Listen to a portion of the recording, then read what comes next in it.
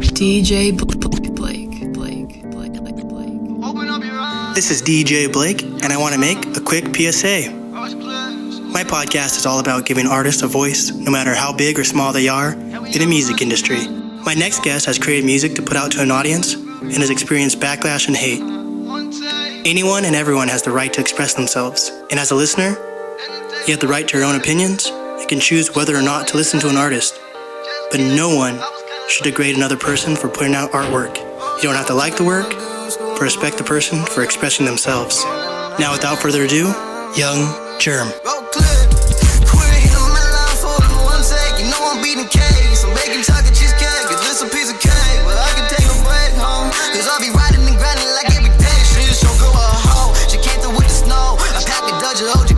She want more, bitch, I'm chuggling. Back to back juggling, yeah, we always drug smoking. Not a good time for your first show, yeah, you gotta get it hustle, little nigga. Baby, put a finger on the trigger. Bitch, I know I'm getting real bigger. I target with a figure, full fucking figure. I'll be best with the bands. Bitch, I'm feeling like the motherfucking man. I got all these ends. Bitch, you know you ain't in the plan. I'm feeling like the man, I'm the motherfucking MVP.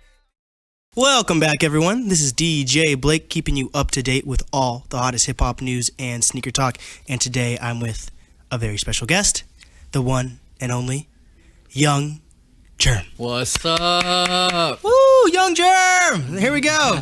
So you're one of these artists from up north, right? Yeah, I'm actually from up north in Marysville. Hey, shout out Marysville. For some reason, and I tell this to everyone, I like to generalize everything. So I say Seattle. When I mean Seattle, I mean Everett, Tacoma.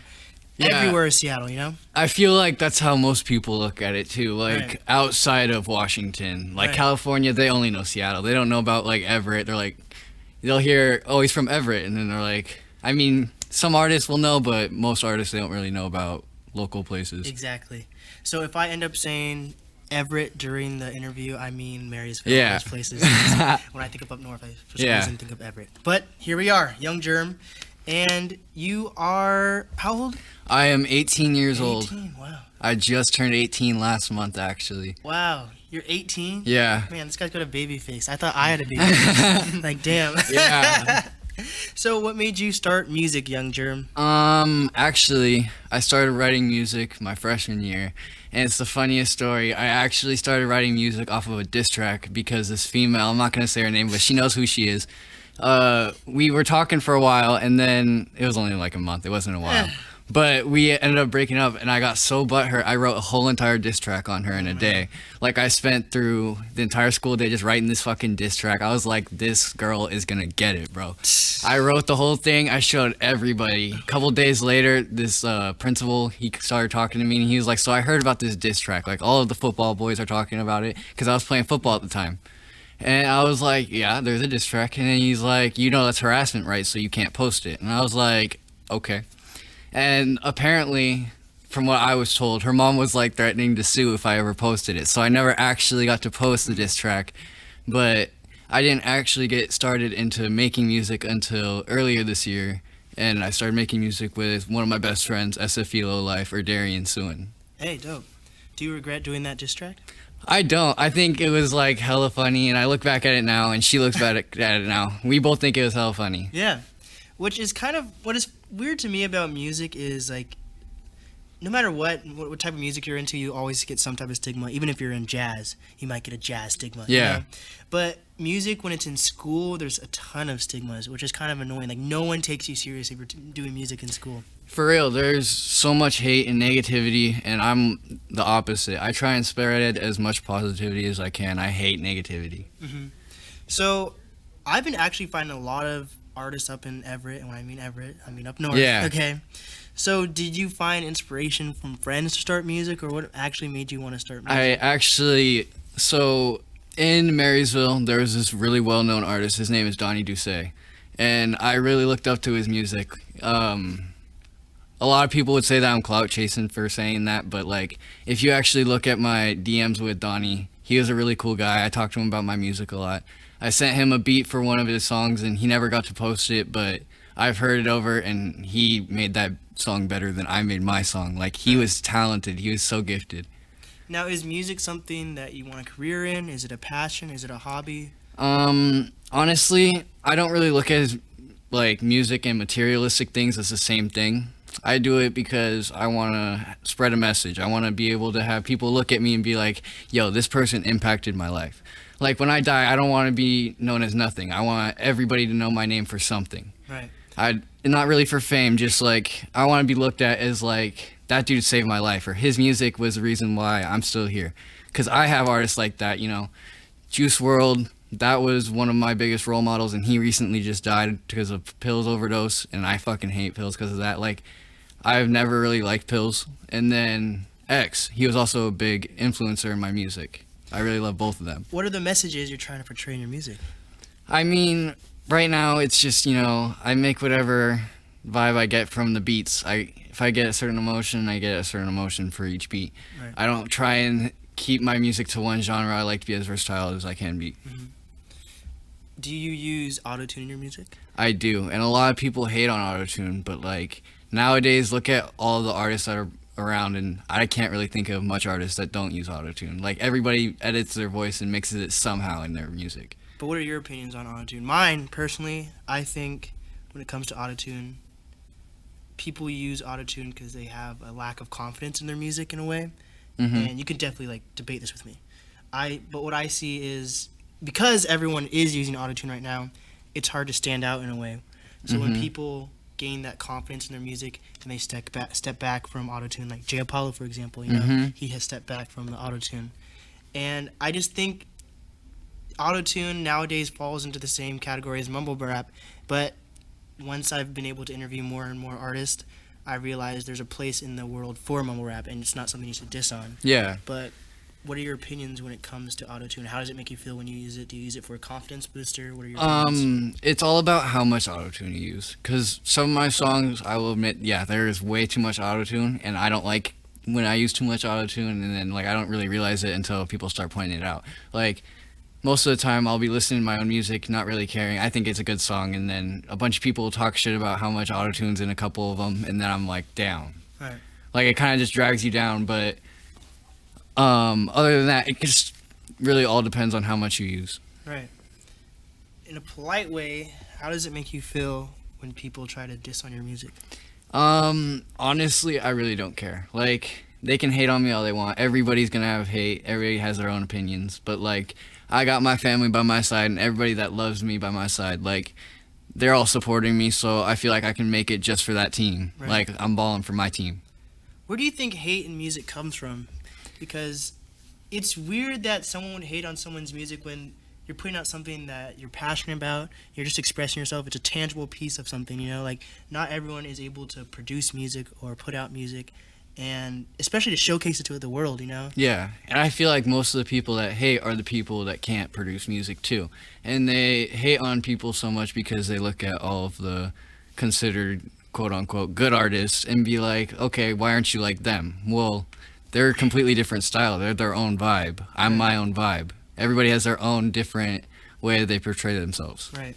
Do you see a difference in haters when it comes to school and outside of school? Yeah. Music? Nobody talks shit out, like, when it's in face. Nobody talks shit, but everybody talks shit online or to other people's back in school. Because I'm not in school anymore, so I know people say their shit at school. I've had my homies defend me. Well, I'm not even there. So, like, shout out to, I got a couple of real ones for that. Right. What are your opinions on social media? I go on social media a lot. I'm on social media most of my day. Like, when I'm not working, I'm on social media, or I'm just, like, texting other people. Like, I'm always doing something, making sure people know what I'm doing. Right. How does music come into your everyday life? Is it something you're really passionate about, or do you have other passions also besides music?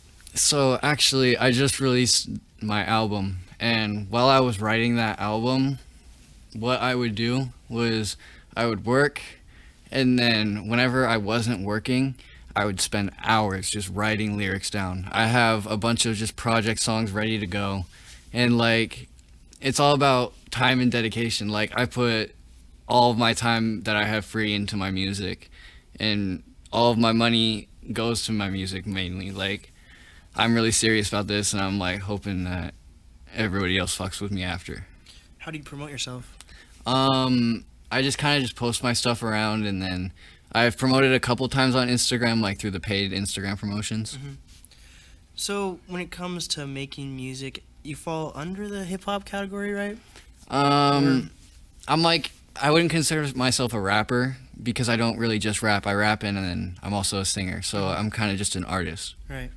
What are your opinions on rappers, singers, artists that talk about things that they don't tangibly have in the moment? About fake flexing. Well, everybody does it. Like, I don't even think the big rappers, they talk about how they're shooting people and killing things, but if they're really shooting people and killing things, then they'd be behind bars. I know some of them are really about that and they're really killing people, but there's no way that there's as many rappers as there are, and then they're all talking about the same stuff, that they're not all in jail yet. Why do you think people like to rap about stuff like that, though, if it's not something they're actually doing? Because that's the trend. It's easy to talk about what's around. But why is it, though? I don't get that either, though, because, like, what is the point of lying about in your music? So when I talk about stuff like that in my music, I more talk about what I want in the future. When I'm talking about bands, I want bands in the future. When I talk about the females, like, I want all the attention. Like, that sounds selfish and that sounds like really self-centered, but I just love being attention. What makes a good artist, in your opinion? A good artist is just all about how you portray your message. I will respect you if you are having the right intentions with your music. If you're just talking about popping pills and you're an asshole to everybody, no matter what, and you think that you're too good for everybody, then I won't like you and I don't want to associate with you, Right. no matter how big you are. What is the community you associate with? Isn't, like, Little Mosey come up around in that area a lot of times? Yeah, but So, did you think Little Mosey kind of influences the sound up north? a lot of people like Lil Mosey. I haven't heard a lot of good stuff about Lil Mosey. I'm not gonna throw shade because I don't know him, but I haven't heard a lot of good stuff about Lil Mosey. Right. How do you separate an artist from a person? Or do you do that? I have trouble doing that. If somebody portrays like they have good music but they portray a bad message, it's hard for me to listen to them. Right.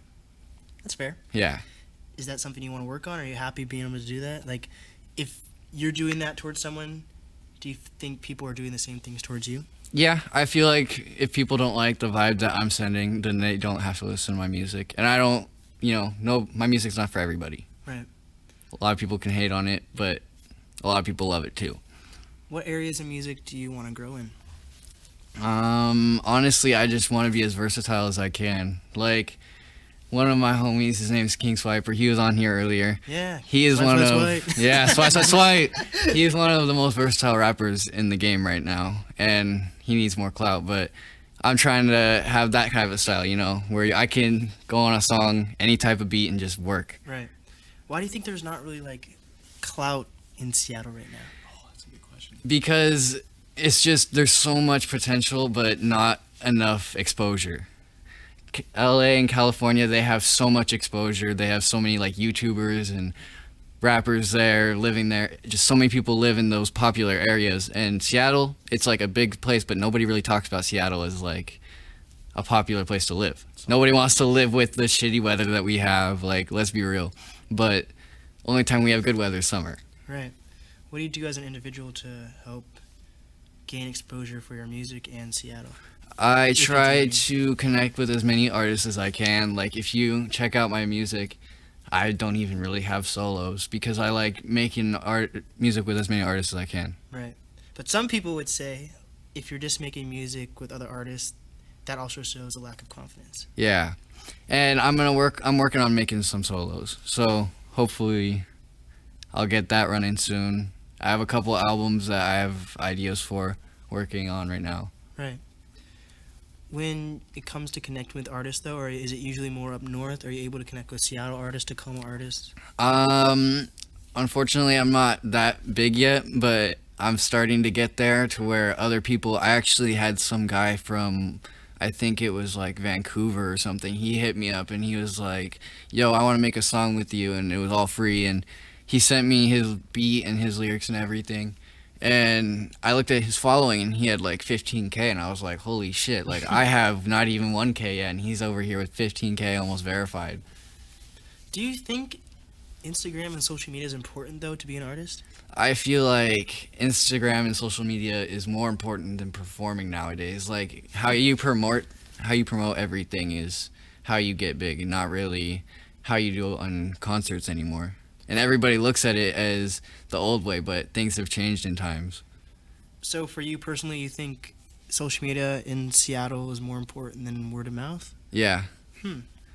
I just No, that's good. It's important to have everyone's perspective. Yeah. That's important. When it comes to performing live, have you been able to do that yet? I've gotten to perform at like a few shows. I got one that was like an actual show at the Vera Project, and I performed at a few parties for friends. Right. It's important to start out small. Yeah. Like you can't think you're just going to be in a huge crowd one day, you know? And then, if you are local in Seattle or in the Seattle area, I'm going to the Vera Project on January 17th, performing a couple songs with my homie. He's right next to me. His name's JJL. JJL shit. I'm also with my other homie, Gav. I'm Gav, yo. Is performing live something important to you, though? Like, if you continue to do this, is that something you even want to focus on? You don't have to perform live to be an artist, you can just put out music. Honestly, I would love meeting as many people as I can that love my music. So my dream is literally just to live on a tour bus and tour my whole life, like as much as I can till I can't physically tour anymore. I could be 60 years old and all wrinkly and still be singing my first song walking out. Like, So, as a Marysville artist, do you see a difference between? Because you said you haven't been able to make those connections really in Seattle, but do you see a different vibe compared to each city in Seattle when it comes to making music? oh, most definitely. It all depends on who you talk to. Like, I've heard people from Seattle and Tacoma, and they're more about like trap and gang and everything like that, compared to my music where I'm like talking about females. Like, Yeah. I'm having girl problems and they're having drug problems, and I'm like, damn, okay. But Dude, yeah, I'm kind of tired of the SOB sound. Oh, like that shit's getting old. Especially because I think they're the last people that could have done that sound. Like, yeah, That's something in my opinion. They do it nice though. Yeah, they do, but you can't really copy that, in my opinion. Yeah, I see that a lot. it's the same way with Suicide Boys. They're so hard to copy, and there's so many people that try to have the same flow as them. Same with Peep. And they think that, if you're suicidal and you're depressed, then you can be just like them. Right. Which, in retrospect, sometimes you can be. But most of the time, you're not going to sound very good compared to how Lil Peep is. And Right. that's not taking away from any artist, but I'm just saying. Right. What do you think the influence of drugs is in your life and when it comes to the music world? So, in the music world, it's all about pills. Like, I was talking to my mom about this because I smoke kush. Like, I'm 18, I smoke kush. I'm a little young for it, but... Oh shit, the police are at the door! But, honestly, pills nowadays is about as easy to get as kush was for my parents. Like, it's so easy to get perks and Xans and all of that, and we don't even think about how dangerous they are. Look at all the people dying because of that shit. Like, it's such a big influence in the rap game, and everybody's talking about how they're doing fucking lean and popping pills and doing perks and doing Xans, and we're not even talking about how many people are dying off of them. Like, that's why I will never associate myself with like perks, but like, I have a couple songs where I'm talking about Xans, but that's because I used to take Xans for for a little short amount of time. I was taking Xans and then I stopped. For your ADHD, right? Oh yeah. What do you think it takes for artists and people in general to realize that drugs are bad? Like pills and stuff. Like, honestly, because Well- what does it take for it to actually hit home for someone? Because artists say, "Oh shit, like this artist died, so now I'm gonna stop." But then, like, maybe a month later, they're back on it. So, what do you think it actually takes for you as an individual, and when it comes to the music community, what do you think it will actually take? Well, for me, it was losing people, but it's a lot harder for other people because addiction is a very real thing, and people will say that they stop and they try and go cold turkey, and then addiction will come back, and a month later they're doing it again because they can't stop. There's like a part in their brain. I think if you have a more serious problem, then you have to get more serious help. But if it's not as big of a problem, then it's a lot easier to take it on yourself. Right. It kind of depends on how lenient you are on that drug. Yeah. Do you see, when you see like people doing drugs and stuff, do you see it as it's harder to break once you start at a younger age, Or does it matter what age you start for you to like become addicted?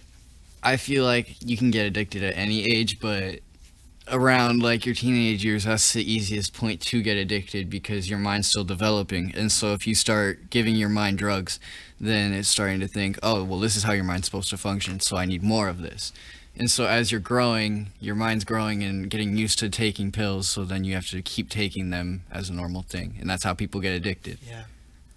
What are your opinions on peer pressure? On peer pressure, I mean, it happens all the time, but it really depends. At the end of the day, how I am is, it's all about self-control. Like, I don't have to do everything that people tell me to do because fuck what everybody else thinks. At the end of the day, I got my back, and I'm the only one that's got my back. Right. What is the importance of a support system for you, though? A good support system is my family, and honestly, my friends aren't even friends. It's either you're my brother or you're just another person. Hey. Facts. If you're not a brother, then I don't vibe with you. Like, I don't have just friends. Right. What do you want to do with your platform as you can continue to grow as an artist? I want to, as I'm getting more exposure, kind of like work with as many people as I can, just set the best message that I can as a person to everybody around me and everybody that likes my music. But then if you want to express a message, what do you say about the songs you say when you said you talk about pills and stuff in your song? What are your opinions on that, though? See, those are more of just like, I mean, if you listen to X's music, which is, like I said, one of my biggest inspirations, he has some songs where he's screaming about, you know, everything that's bad. Like, X, he also has those depressing songs that hit real things. Mm-hmm. That's how I am. I have those hype music, and then I have those real songs. It kind of separates what kind of audience that you like. Right. So what I hear from a lot of artists lately, though, if they're just starting music or something, they're like, oh, I have a song for the club, song for the boys, and song for the ladies, you know? Yeah. But that's what everyone says. What do you think people should be saying? What is something that can change with that? Do you think that's just the mainstream sound right now, to sound different? I feel like that's just the mainstream sound. Is there's main genres in rap. Like, there's raps about females, there's raps about drugs, there's raps about heartbreak and suicide, like trapping, shooting guns, killing people, you know. Honestly, it really depends. Is it important for you to be different, though, or are you fine being part of like the wave that you see forming right now? I feel like if you're the same as everybody else and your music's not really, there's no reason why your music's gonna pop off. You have to be different, and you have to have a different vibe to be more exposed. Because people hear your sound and then they're like, whoa, that's a new sound I've never heard before. Compared to every other rapper that's talking about the same things, and they're just like, well, I heard this literally the same verse in this song too. Right. As an artist, though, if it's something that you're really serious about, do you think that your sound right now is different, or is it something you feel like you have to mature into individually, like right now? I feel like right now my sound is different, and I feel like I haven't peaked into my full potential. I gotta still work on my music, and I'm still growing as an artist. Like I said, I only started making music last January. Right. What made you want to make music like starting last January versus when you said you made a song like freshman year? What was the gap? Why? Because from freshman year to, I think it was junior year, there wasn't really an idea of a studio to go to. And then, like I said, my best friend, SFE Lowlife, he was like, yo, I just found the studio, which was the Cocoon House. Shout out to Camber.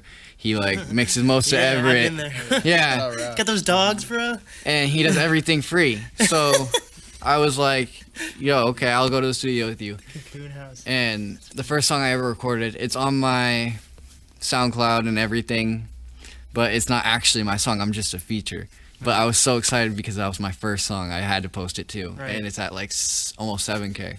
Are people up north pretty welcoming to one another, or are they pretty reserved? No, they're very hostile. Up in Yeah. Everett, especially in Everett, if you show someone else your music, they'll look at you funny. They won't even tap on your link. You ask them to put on your story, they won't leave you on read and shit. Like it's hard. It's hard in Everett and Marysville too. It's scummy. It all depends on your style. That's why it's important to break out of these little walls that are formed throughout Seattle. It may sound repetitive, but everyone's seeing the same thing about these walls, and that's why it's important to break it down. That's why it's important to go to, even a venue out in Tacoma, even if you're all the way in Marysville, finding a ride to go out to Tacoma to perform. Places like that is really important to do. But as long as you have a support system that is with you with your music, and you have to surround yourself with people who are willing to say this song sounds trash. Not everything is going to be good. Not every interview is going to be good. And not everything you're aware is going to be good, Yeah. You have to have people. You can't have yes people when it comes to music. Gotta have opinions. Yeah. Good Opinions are important. But there's also a very big difference between having opinions and criticism and then having hate. Are you receptive to criticism, though? I am. If people are actually going into detail on why they don't like my song and they're respectful about it, then I'm like, okay, I'll take into consideration what they said and I'll work on it on my next song. Right. But if they just come at me and they're like, your music's garbage, you should fucking kill yourself. Like, I've had messages like that, and it's like, whoa. That's just fucked. Like, I'm just making a song out here and they're telling me to kill myself? Like, really? Right. I honestly, there are people that makes music just to hop on the wave, but still, even putting out anything is better than not putting out anything at all, Exactly. But I've been hearing, and I've met him too. I've heard a lot about like Camber Rose, Yeah. and like how people are like, oh yeah, that's my go-to producer. He's a really cool guy. But when it comes to that, though, do you think people in Everett all start to sound the same because they have the same producer? Oh no. No, because everybody has their own voice, Like, my voice sounds completely different from JJ's. Yeah. Even with the same producer, it's completely different. Like on the song Chopsticks we got, seriously, the flow changes like crazy. Yeah.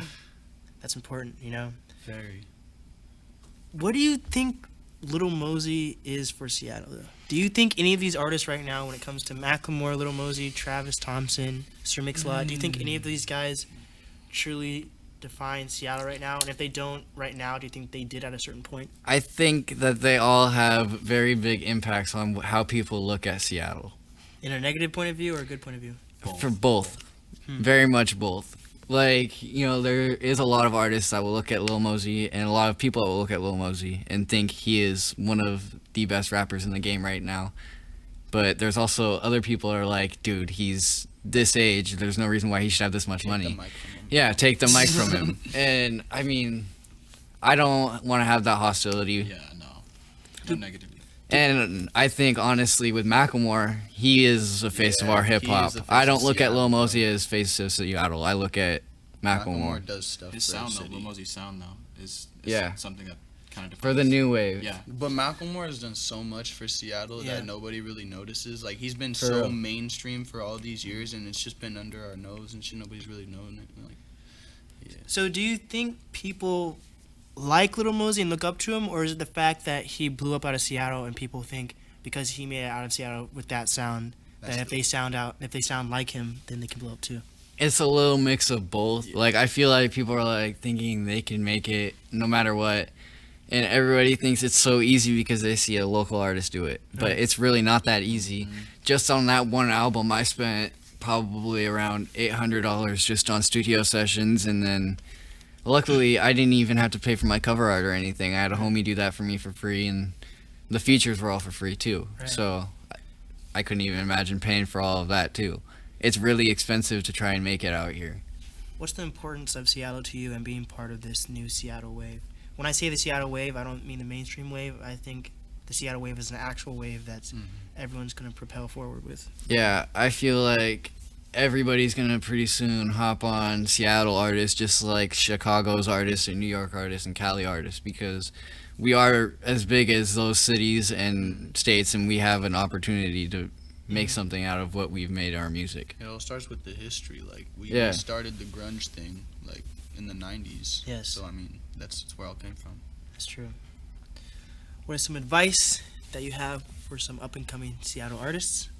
There is going to be a lot of hate as you go along throughout your career. And I've only been here for less than a year, and I've been told so many hate things and a lot of people talking shit. But there's also a lot of people that will hit me up and be like, yo, your music's amazing. Like, I fucking love listening to you. And people will listen to me like a normal artist. Like, I don't look at myself as a famous person, and I never will. And there's people that are actual artists that never will look at themselves as famous people, too. It's just I could have a conversation with anybody and have a good time, and it doesn't matter who you are. Yes. And as long as you keep that mentality and keep that vibe and keep pushing positivity, then you will make it, no doubt. Just you have to keep pushing and striving to be the best that you can be. Mm-hmm. And I think artists need to realize, even if they're not the ones to make it, the fact that they're making music inspires other people to make it. Yeah. You know? I've had people look at me and be like, yo, since you're making music, it kind of has made me want to make music. And I'm like, that's dope. For sure. What are some final words you have for Seattle? I love my fucking Seattle. I love the Seahawks. Stay up. Follow me on Instagram, The Real Young Jerm. I'm also on all platforms, including SoundCloud, Spotify, Apple Music, under Young Jerm. And make some dope-ass TikToks with my shit, too. Yes, gotta promote TikTok. That's funny. Yeah, you gotta promote TikTok. I mean, look how many people are blowing up in TikTok. Yeah, for real. Big as fuck. It's a smart way. 2019. I know this girl, she has like 77K, almost 80K. Just One of her random ass videos has 1 million views. I'm like, damn. What's your newest album called again? It is Open Your Eyes, because there's an original backstory to that. My rap name when I first started was Eyes. And I used to call myself Eyes because everybody would look at me and the first thing that they'd notice about me, my best feature, is my eyes. And so everybody called me, like, nobody would actually call me Eyes, but like everybody knew me for my eyes.